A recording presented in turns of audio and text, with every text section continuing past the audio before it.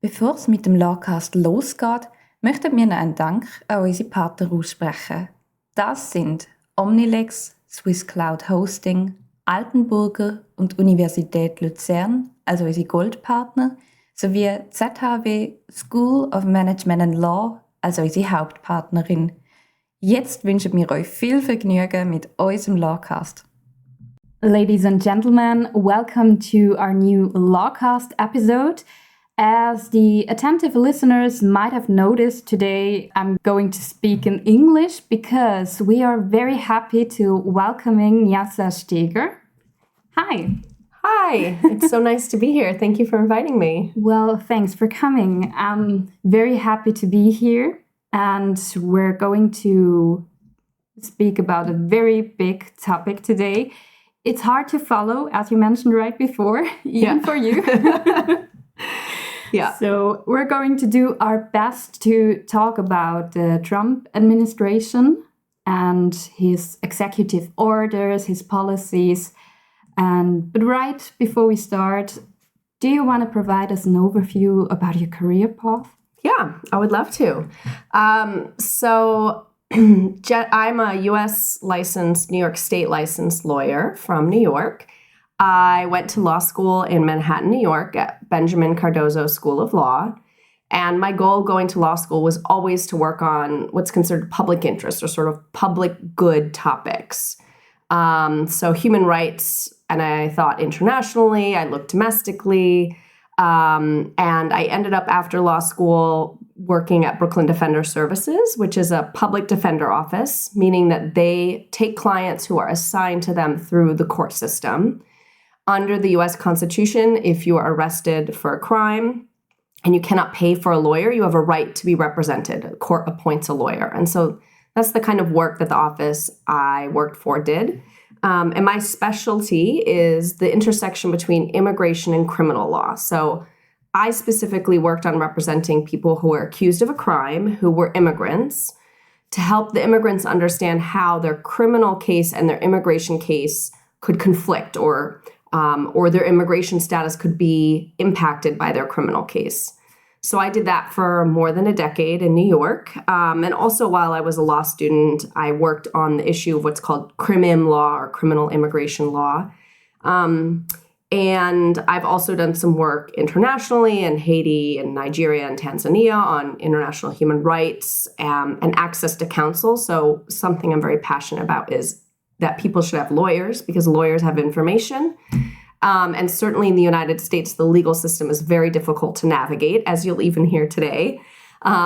Even for a lawyer to figure out the ins and outs of the law can be very difficult. So I feel very passionate about this right to have a lawyer and feel like it should apply in all contexts, not just in the criminal context.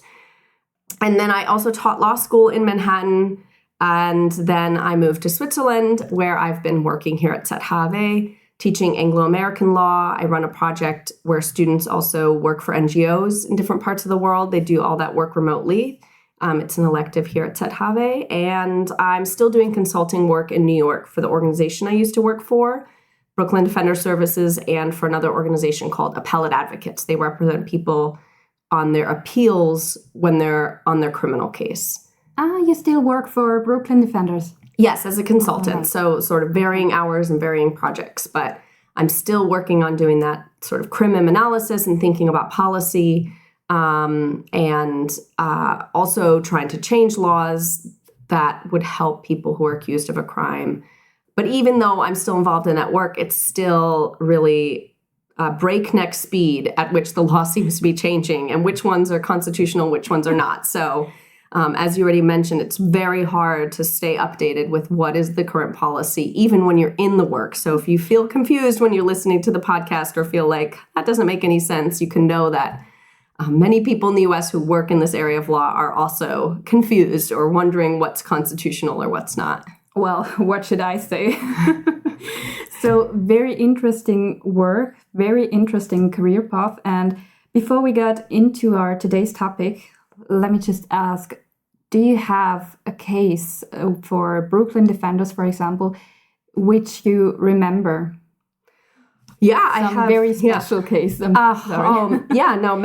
But I guess the ones that stand out the most are the ones that happened early in my career when I was a new lawyer, and the shock of how people are treated by the system at that point was very, very impactful. It really stood out to me. So the first person I ever represented in their deportation proceedings was somebody who was a green card holder for many, many years and had been convicted of a crime that made him subject to deportation. But he had a wife, he was a roof fixer, had a child, and I represented him in those deportation proceedings. And for me, that really highlighted how a minor criminal case can affect somebody's life. He would have been deported. We won his immigration case, so he ended up being released. But while he was fighting his immigration case, he was detained in an immigration jail, which was actually the same facility as people detained in criminals jail. And so I had to go visit him. It was a New Jersey prison,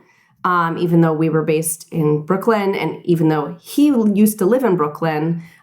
So how the immigration system works is just full of inhumanity, and it was almost impossible for his wife to visit him. He missed the birth of his child while he was detained. We ended up getting him released at the end. He won his case because he has a long history of working in the United States, of living in the United States. It's his home. He has a wife and a child. But it just really, for me, highlighted the inhumanity of a deportation system where a small mistake in a system that's already rife with racism and bias and problems in the criminal system can result in deportation of somebody for whom the United States is their home. Yeah, right. Oh my gosh. Okay, so very happy that you've won the case. Yeah, first case, winning it always feels good. Yeah, I think so. And that shows that the deportations were a topic right before Trump, right? So yeah, that was under Obama. So that was, Obama has been called deporter-in-chief at the time. Obama had deported under his administration more people than had ever been deported before. There's a bigger sort of picture there, which is that there was an increase in technology and information sharing that happened under Obama, under this program called Secure Communities, where suddenly systems that were very, very fragmented and didn't share information suddenly were. And so it was much easier for immigration authorities to find people who were without status or who violated their status. But also, as much as I love Obama as a president, he did have this rhetoric of, I deport felons, not families. And the truth is that people who have felony convictions also have families. And so, as compared to Trump, a much more humane policy, absolutely. But I would certainly advocate that people, even if they have a criminal history, that they're human beings, that they have family members, that they're valuable parts of society.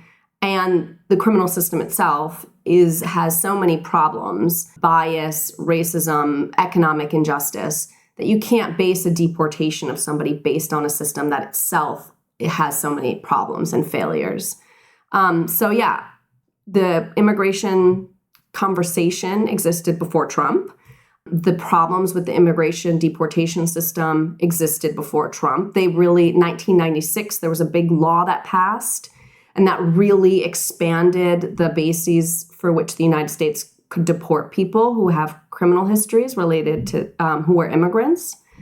So that was a big turning point. So this isn't something brand new, but Trump has really amped up that rhetoric and really focused it on everybody, and including asylum seekers who were kind of traditionally seen as the good ones. We're just trying to, seek safety in the United States. And so Trump has just really expanded that and made it a war against all immigrants. And but interestingly, under his first administration, he was unable to successfully deport very many immigrants because he created a chaotic system, because a lot of people who he was trying to deport actually had ways to stay in the United States. So yeah, now he's just kind of seems to be expanding that and beyond, I would say, the limitations of what he's able to do legally as well. Yeah, okay. Maybe he was busy with his wall in the first time. Right. That wall that was also not very successful. Yeah, another project. Yes, exactly.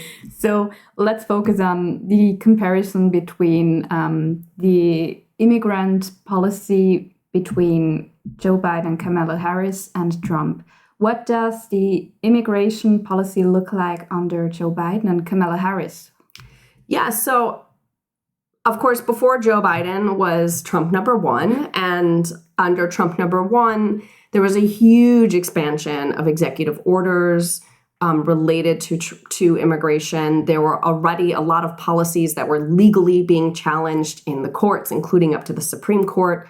If you remember back to Trump number one, there was the Muslim ban, where suddenly there was an executive order that banned people from entering the United States from 7 Muslim majority countries. So even under Trump 1, there was this huge expansion and boundary pushing of what was legal and humane. And so a lot of Biden was just focused on really reversing those executive orders and implementing some sort of strategy in order to a problem related to immigration in terms of volume, not having systems set up. The immigration courts are unable to respond to the needs of immigrants in terms of the volume and the structure. And so under Biden, like I said, they reversed a lot of the Trump executive orders, but they also tried to implement things like this CBP One app, which is an app where people who are at the border and waiting for an appointment would have a phone number where they could get texted when their appointment was, as opposed to under Trump number one implemented a policy called Remain in Mexico, where immigrants who were claiming asylum would have to remain in Mexico while their case was pending. And so this was at least a way to try to bring more information to people whose literally their lives are in limbo, waiting for their immigration court case. Another thing that, you mentioned the border wall. So Biden halted that project. But another thing that Biden really tried to do was capitalize or extend the legacy of Obama in terms of the positive programs that Obama implemented, like DACA, which is for children who arrived. It's called Deferred Action for Childhood Arrivals. And that's for children who arrived in the United States without status, but were sort of brought by their parents and had grown up in the United States. The United States is their home. Many of them don't even speak the language of the country perhaps they were born in. Some of them have come in a few months old. Some of them might have come when they were teenagers, but the United States is their home.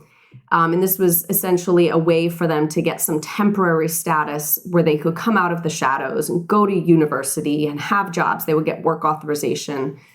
And so Biden extended that program and then also instituted humanitarian parole programs focused on countries that were experiencing violence or turmoil, which is a program called TPS, Temporary Protected Status, has a long history of being used in the United States. And Biden really expanded the categories of countries for who people were eligible for. So like Venezuela, extended it for Haiti, Nicaragua, Cuba. And that was, again, ways for people to remain in the United States lawfully with some work authorization to be able to participate in society. Okay, so, they did a lot. Yes. Yeah, they tried. They tried, yeah. And then on January 20th, President Trump came back and nearly destroyed the whole thing, in my opinion. Right? Yeah, well, not only was he very obsessed with undoing anything that Biden might have done, but he took everything 2, 3, 4 steps further. So he reinstated his Remain in Mexico policy, where, again, the idea is asylum seekers have to stay in Mexico. They're not allowed into the United States until their case has been processed and they've been found to have a valid asylum claim, which can take months, mostly years. And meanwhile, these are not asylum seekers from Mexico. These are from other countries, and they have to find a place to stay in Mexico. They're very vulnerable to being trafficked or extorted or violence. Trump also obviously said he was going to focus on mass deportations, increasing the deportation force. So part of that is just scaring people who are immigrants, whether they have valid status or not. The message is immigrants are unwelcome in this country. And so he's implemented some executive orders that expand the places where immigration officers can try to find and arrest and detain immigrants. So used to be that criminal or any sort of courthouse, like a family courthouse. Somebody who was a victim of a crime, for example, might be going to court to testify. Those were off limits. Used to be that hospitals or schools were off limits. If you're an immigration officer and you're going to try to arrest somebody, you can't go to a school, maybe where somebody's dropping off their child, or a hospital where somebody might be seeking medical treatment. Under Trump, all of those were erased, and any immigration officer is allowed to go anywhere that they deem necessary to try to detain somebody. So that means that people feel unsafe everywhere they go. Other policies were things like trying to get states and cities to participate in the deportation of their own citizens, their own community members, which has gotten a lot of challenges and will continue to have challenges in terms of the legality of the federal government forcing states and cities to participate in a federal deportation program. Historically, cities and states have been able to implement their own policies. And if an immigration officer wants to come into the state and deport somebody, then they can do that with their own resources. But they can't force the states and cities to use their own people, their own policies to help the federal government. That's a federal government program to deport and detain. And so if a city doesn't agree with that, then they don't have to participate. So Trump is trying to force. Yeah. Okay. Yeah. I mean, he's saying he's withholding federal funding. There's all this thing about Mayor Adams in New York City, where he's kind of trying to get his case, Mayor Adams's case, dropped.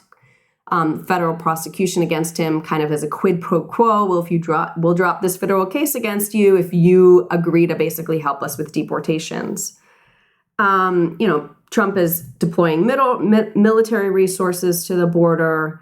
And of course, the ending birthright citizenship that he's been saying for, I think also even under Trump #1, like we shouldn't be giving birthright citizenship to people in the United States, which is just blatantly unconstitutional. It's written into the Constitution. So an executive order isn't enough to change. No, no.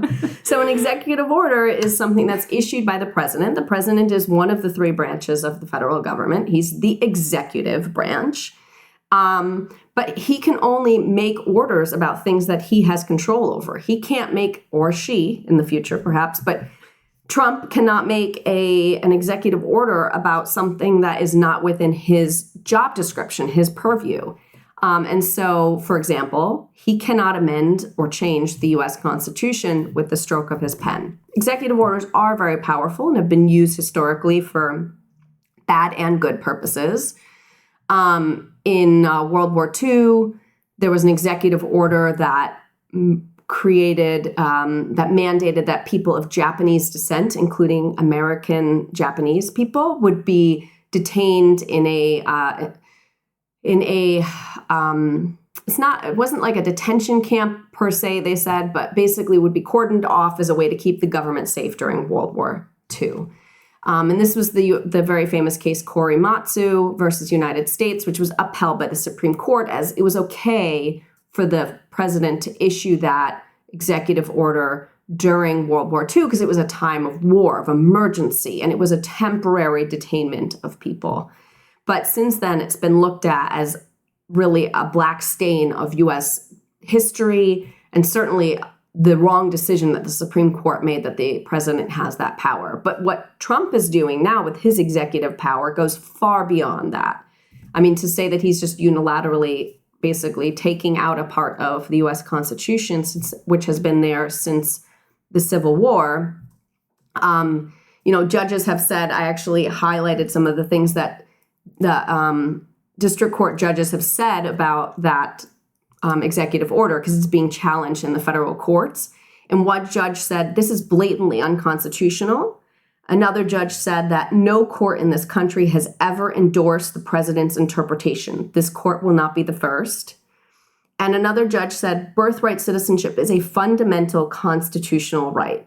And so we're seeing federal judges, at least on the lower level, the district court level, are saying basically there's no way that this executive order is constitutional. But Trump is just going ahead anyway because he doesn't seem to he doesn't seem to feel that he's constrained by the Constitution or the Article 2 executive branch powers or any rules. He was never a part of the Anglo-American law class, so he can't know checks and balances. Obviously. If only he'd gone to ZHAW. Yes, right. Unfortunately, he didn't seem to go to law school or pass his law bar exams. But even if he did, he has plenty of people working under him, his administration, who did go to law school, who did purport. He did swear, hold up his hand and swear to uphold the U.S. Constitution. And he's not doing that. So unfortunately, I don't think I would have changed his mind much.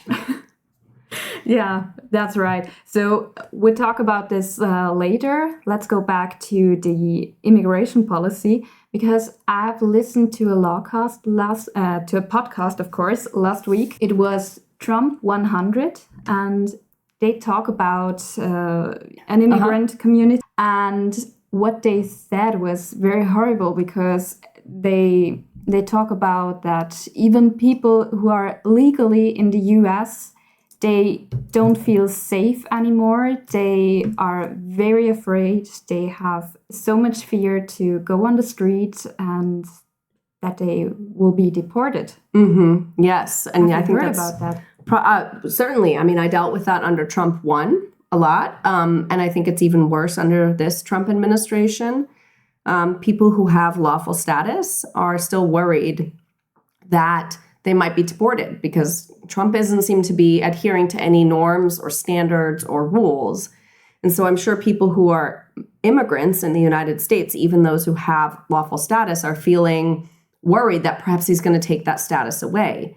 I mean, in fact, he has already, with some of his executive orders, revoked the status of people under temporary protected status, TPS, and said that, and soon, for example, Venezuelans, Haitians, they will soon be without status. So right now they have lawful status under TPS, but soon their status is going to expire and Trump is not renewing that. And so there are people, there's all these details about immigration law that even for somebody who has valid status, you constantly fear the unknown because it feels like nothing is permanent, nothing is stable. And also just there's a lot of misinformation. If somebody is a green card holder, they have lawful permanent resident status, but their green card expires, the actual card they have expires, they worry that they might be deported because their card expired. But in fact, that's not the case, because a card is like a passport. If you are a Swiss citizen and your Swiss passport expires, it doesn't mean you're not a Swiss citizen. It's just your identification has expired. But for other types of status, if your card, your identification expires, it does mean your status has expired. So it's just very difficult for anybody to understand what is true, what is not true, what could happen. Even for people who are lawyers who are working in this area of law, it can be very difficult. And so, yeah, part of the purpose of the Trump administration's immigration rhetoric and policy is to make people afraid, to effectively self-deport. I mean, that is what they're doing by exporting deport people who are seeking asylum and other status to places like Panama or Costa Rica, to detention centers there, as they're trying to force them basically to say, well, I'd rather go home to my country and face the danger that I face there than to stay here and fight for my asylum claim. So, that's just kind of part of the undercurrent of what's happening. And people are very, very afraid. I mean, I get phone calls, I'm talking, even though I'm not in the office and representing people anymore, I still get phone calls from friends who say, could you talk to my friend or this person I work with, and give them advice about what is happening and whether they should be afraid. Or even if we assure somebody they shouldn't be afraid, they still feel afraid. So it's really, really terrible for whole communities of people. And of course, if you're an immigrant, you might have children or relatives. Those whole families feel afraid. There was just a story out of Texas of an 11-year-old girl who committed suicide because she was being bullied by kids at her school who were telling her that they would call immigration on her parents who are without status, who are undocumented. And so she committed suicide. And that's just one story. And there, I'm sure, are many more.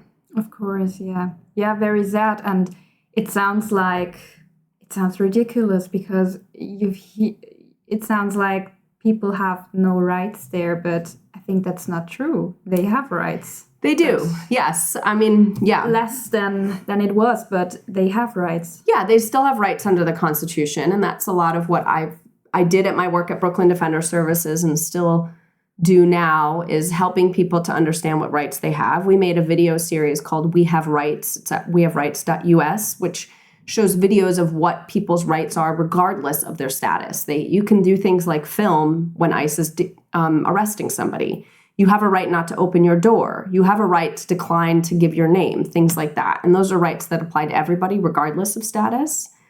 Sometimes you have rights in immigration detention, some due process rights.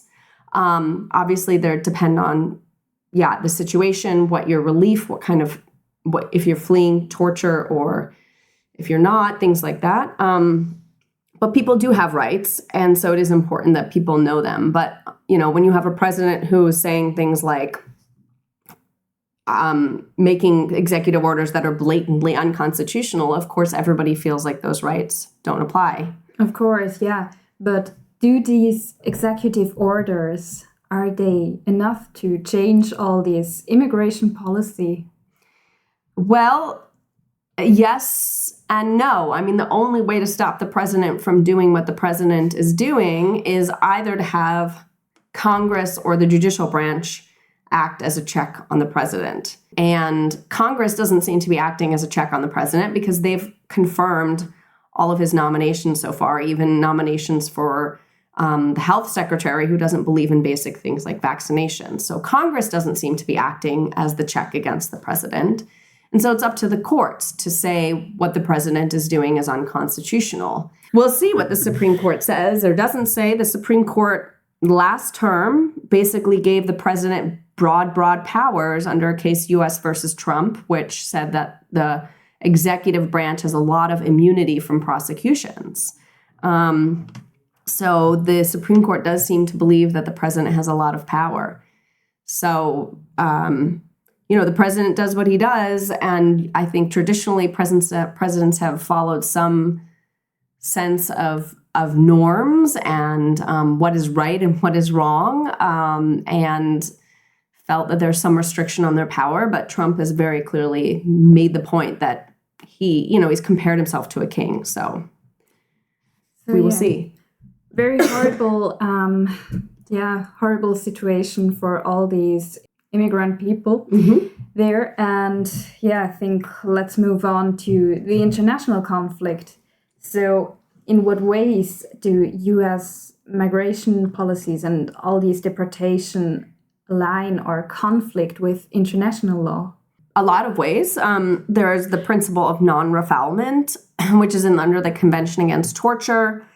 I'm just going to quickly list them because, I think we could analyze them in depth. But there's the 1951 Refugee Convention, which provides some constraints. There's the International Covenant on Civil and Political Rights. There's the Convention on the Rights of a Child, the Convention Against Torture and Other Cruel, Inhumane, and Degrading Treatment. All of those conventions, some of which the United States has ratified, provide limitations for people who are, especially for those who are seeking asylum, in terms of what the United States has to or can do. They're not allowed to deport somebody to a place where they might face torture or death, both under this principle of non-refoulement, this idea of asylum, but also even if they don't meet, you're not allowed to, under these international standards, deport somebody who might face death. Trump doesn't seem to, I don't think Trump would say that he really cares about international law. And so that's one of the challenges of international law, is that there's no enforcer of it. It's sort of voluntary. And I don't think Trump is, a president who's going around saying he's going to take over Greenland and take back the Panama Canal, and he's renaming the Gulf of Mexico the Gulf of the United States. That's not somebody who's going to be constrained by international human rights policies, because international human rights or international policies are only so effective as somebody would be somebody would care what the international community thinks or international pressure. And Trump has made it very clear that with his rhetoric and policies, even these tariffs, that he doesn't care what other people think. He doesn't care what other people do.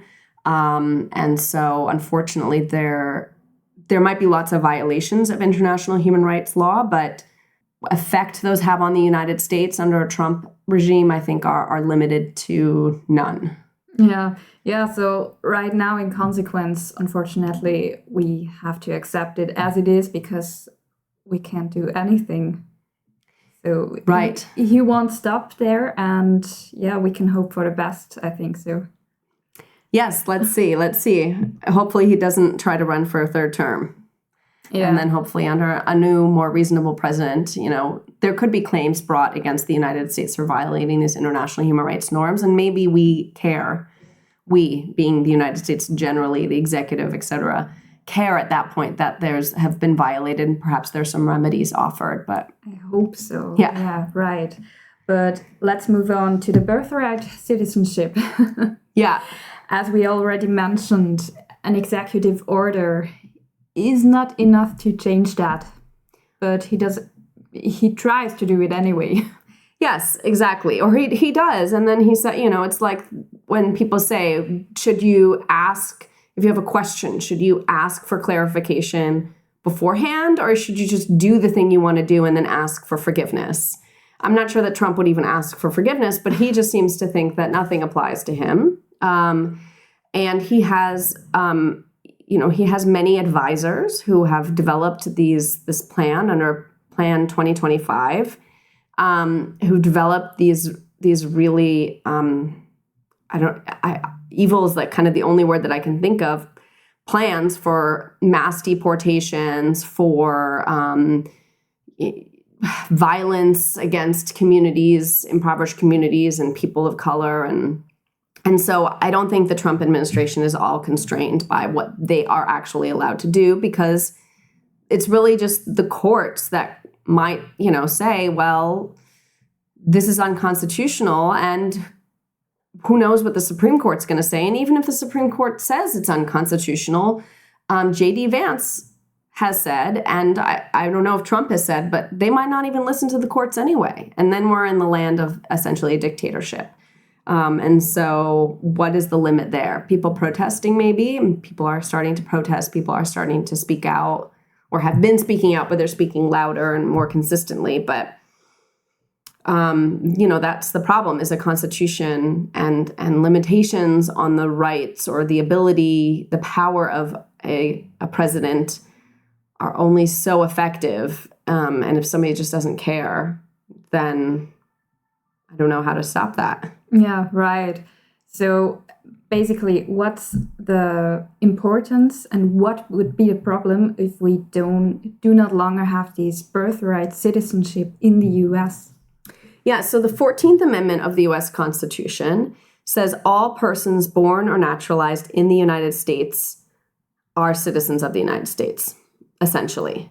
And that became part of the US Constitution after the Civil War, after there were essentially people who were freed from slavery who didn't have any citizenship. Because a previous Supreme Court case, Dred Scott, had said that, well, if you're enslaved in the United States, you're not a citizen. You don't have any protections under the Constitution. We can't even hear your case because you're just a person who was brought here for purposes of enslavement. And so the 14th Amendment was trying to essentially rectify that, and all of these people who had been newly freed, free people from previous enslavement, they were all born in the United States because the transatlantic slave trade had been ended 60 years before then. And so these were primarily people who were born in the United States. And so the idea is if you're born here, you are a citizen like everybody else, and you have all the same rights. And so, yes, if that were to end, the makeup of who becomes a U.S. citizen would drastically change. Of course, there are many countries for whom birthright citizenship doesn't exist, like Switzerland. In Switzerland, it's passed down through family lineage or through naturalization. And that has a lot of limitations in terms of how diverse you can be as a population of people. in terms of who can become naturalized citizens, in terms of the rights people have who are not citizens.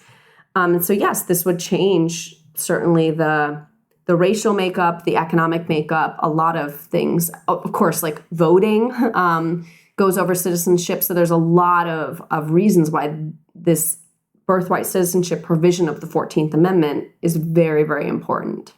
Also, again, for the rights of immigrant people who maybe give birth in the US, right? Yes, exactly. Right. I mean, if you are in the United States, even without status or without documentation, and your child is born in the United States, they have citizenship.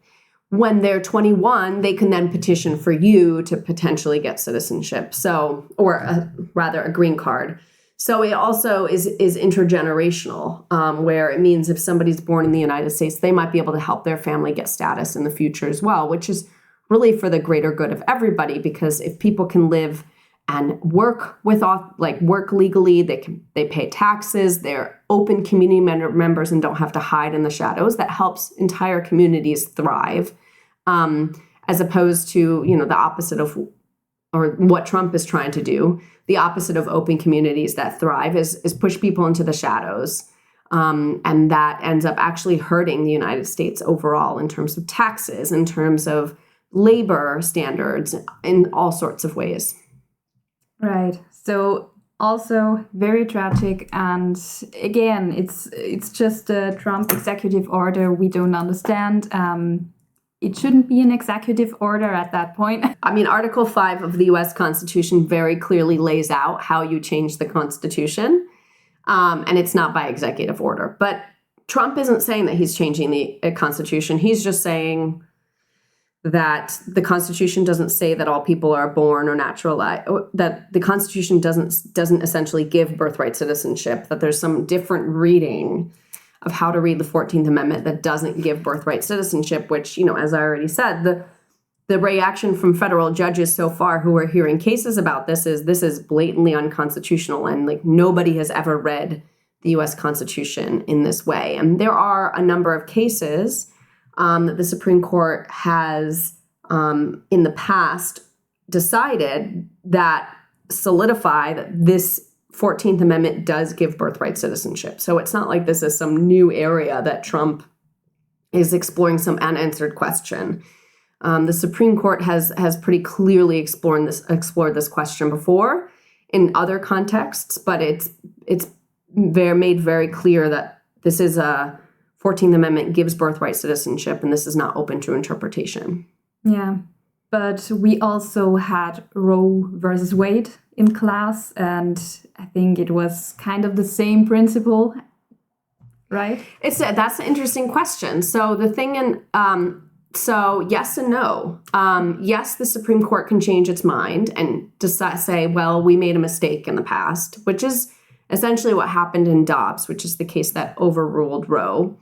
But it was about a different legal issue. So in Roe versus Wade, the Supreme Court said that even though the Constitution itself, the words in the Constitution don't give a right to abortion. Right, of course, it isn't. It's implied. It's kind of understood. This is part of a human rights of women, is that they should be able to decide what to do with their bodies. You can't have women be free without this decision being part of their ability to be free. And so the Supreme Court said, we're understanding this to be one of the rights that needs to be protected in order for women to have this fundamental right to due process under the 14th Amendment.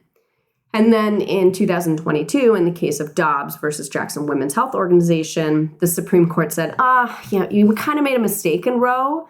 And actually, the Constitution, it doesn't say those words. And if it doesn't say those words, that's the wrong way to interpret the Constitution. We can't just interpret words into the Constitution that aren't there.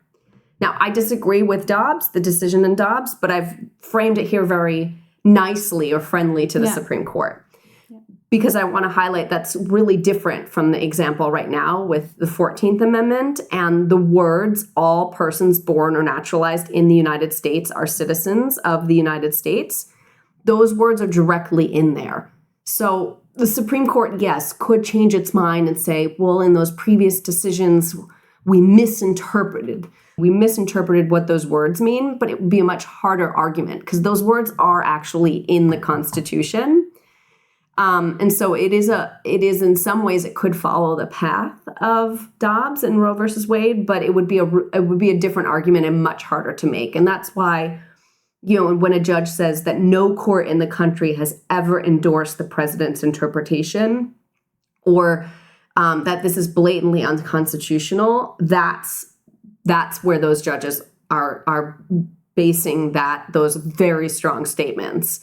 Because these are words in the Constitution that give this right to birthright citizenship. It's not an implied right. Right. Thank you so much for clarification. I've forgotten that it's mentioned in the Constitution word by word. Yeah, I mean, right. The Constitution is difficult. There are lots of constitutional scholars who find it difficult. So it's great to repeat the Anglo-American law class. Yeah, and I think for people in Switzerland where common law and is not something they're used to in terms of interpreting laws, and where you don't have a constitution that's sort of open to as much interpretation, it can be really strange. This conversation can feel very confusing. So, I think it's a great point that you brought up, though, comparing the two, because in many ways it could follow in that route. Yeah, but hopefully not, as you mentioned. Yeah, right. We will see. So there are better chances for the birthright citizenship that judges think, no, it's another kind of deal, it's another thing, so we won't do that. I think so. I mean, Roe versus Wade, after it was decided as a very controversial topic, and afterward, some judges agreed with this, some not. They do have to adhere to it under stare decisis, but as the majority opinions in subsequent cases kept saying, like, the topic of abortion is a very controversial topic. People think different ways. And the judges kept kind of like limiting that right after Roe. I would hope and think that it was so firmly grounded in our Constitution that the Supreme Court wouldn't overrule it, but they did. But that is, again, quite different from the birthright citizenship, where there's no what's called circuit split on this, at least thus far. Like, no court has ever disagreed that the 14th Amendment doesn't guarantee birthright citizenship. So it has a really different history than Roe versus Wade. I also just don't think it's as controversial of a topic. Like, there might be some people who don't like it for the purposes of diversity and citizenship and ownership and belonging. But it's not something that's controversial the way that abortion is in the United States. So I hope it takes a different route. Well, me too.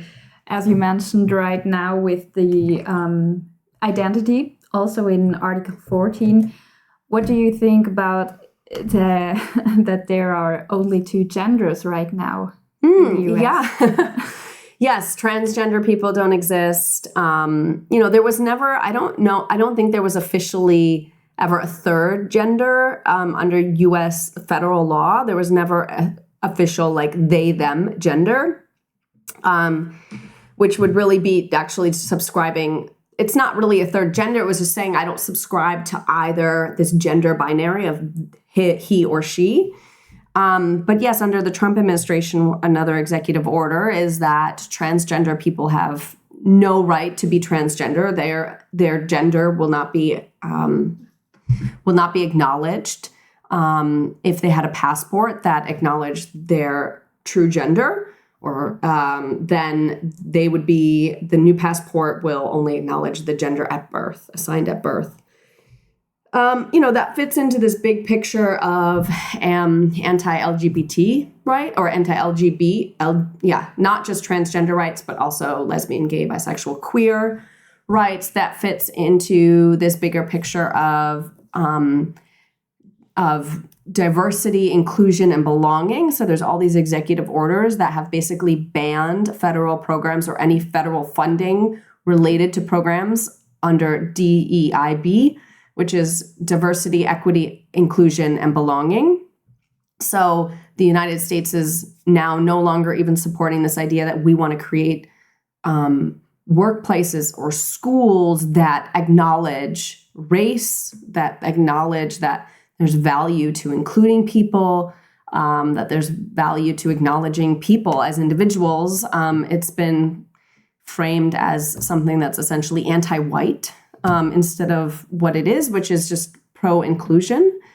And that, goes hand in hand with the trend in some states that is also anti race awareness and book banning. Like there's a lot of book banning movements happening in schools. My friend is actually on the lawsuit in Florida that she won, where a jurisdiction in Florida had banned a number of books, one of which was a book called Tango Makes Three about two male penguins. It's a true story in Central Park who adopted basically a baby penguin. And these two male penguins were always together and they loved each other and they had this baby penguin, Tango, who they adopted. And so this is a story about that. And Florida, this school district in Florida banned that book. They said it was because students weren't reading the book. That was how they ex post facto afterwards sort of justified it. But in fact, there was evidence that shows that many books that students were not reading or checking out of the library were not included in the banned book list, and other books were included. And it was really about anti-LGBTQ. It's really about anti-race awareness, anti-women's rights. And so these book bans are targeting students as well to limit the information that they receive and the education that they get. I have no words to say. I mean, how ridiculous is that? But that fits the actual situation. I mean, it's still an exaggeration of what's happening right now, but it feels like we're headed that way. With abortion rights, women cannot have abortions even if they're having a miscarriage. So in Texas, for example, women are dying because of a miscarriage, of sepsis, an infection, because they cannot access an abortion. So, it does feel like we're headed in that direction with the limitation on women's rights to bodily autonomy, with the recognition only of two genders, which align with two sexes, with limitations on things like immigrants and all of this feels like we're heading in the direction of The Handmaid's Tale. Would it make sense for the next president or the next Congress maybe to amend the Constitution with another article where all these rights are written down exactly?